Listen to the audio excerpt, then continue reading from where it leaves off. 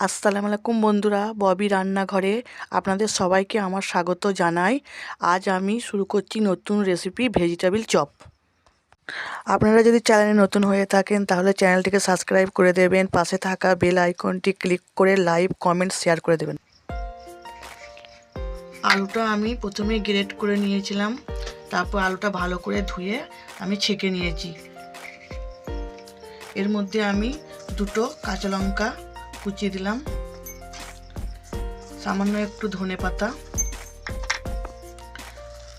দুটো পেঁয়াজ কুচি, এতে সব রকমের মশলা লঙ্কা, ধনে, জিরে কুটো আর হলুদ সব মশলাগুলো আমি এর মধ্যে মিশিয়ে নিলাম। স্বাদ মতো লবণ,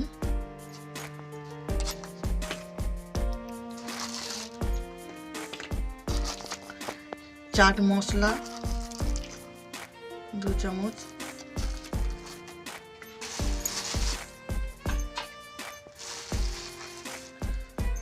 কর্নফ্লাওয়ার দিলাম 1 চামচ। এটাকে আমি এবার ভালো করে মেখে নেব। দেখুন বন্ধুরা, ঠিক এরকম করে মেখে নেবেন, তো এরকম হবে, খুব নরম হবে না আর খুব শক্তও হবে না, ঠিক এরকম হবে।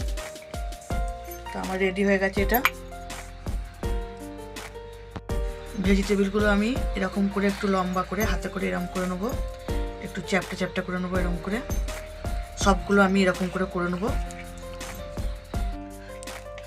দেখুন ভেজিটেবিলগুলো ঠিক এরকম সাইজের হবে আর এরকম করে বানাবেন। আমি সব কটা বানিয়ে নিয়েছি, আমার সব কটা বানানো রেডি হয়ে গেছে। এরপর আমি একটা ডিম নিয়ে ফাটিয়ে নিয়েছি, এই ডিমের মধ্যে ভেজিটেবিলটাকে আমি ডোবাবো, ডুবিয়ে এর মধ্যে আমি বিস্কুটের মধ্যে এগুলো আমি মাখিয়ে আমি একটা প্লেটের মধ্যে রেখে দিলাম। এরকম করে আমি সবগুলো করে নেব।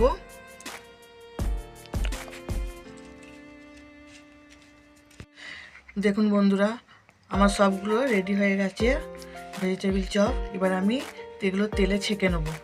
দেখুন বন্ধুরা, আমি তেলটা আগেই গরম করতে দিয়ে দিয়েছিলাম, তেলটা আমার গরম হয়ে গেছে। এবার আমি ভেজিটেবিলগুলো সব দিয়ে দেবো তেলের মধ্যে।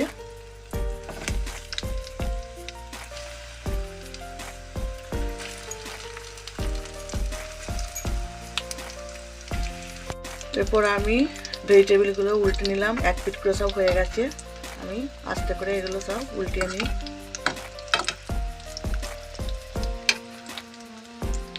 গ্যাসের ফ্লেমটা আস্তে করে দেবেন, জোরে করবেন না, কেন ভেতরে না হলে কাঁচা থেকে যাবে। এরকম করে সব উল্টিয়ে দেবেন। সব ভাজা হয়ে গেছে ভেজিটেবিল চপগুলো। এবার আমি ছেঁকে এগুলো তুলে নেবো একটা করে করে। দেখুন বন্ধুরা, ভেজিটেবিল চপ বানানো হয়ে গেছে, কত সুন্দর হয়েছে দেখুন। আপনারা বাড়িতে নিশ্চয়ই ট্রাই করবেন। দেখুন বন্ধুরা, দেখা হচ্ছে নেক্সট ভিডিওয়।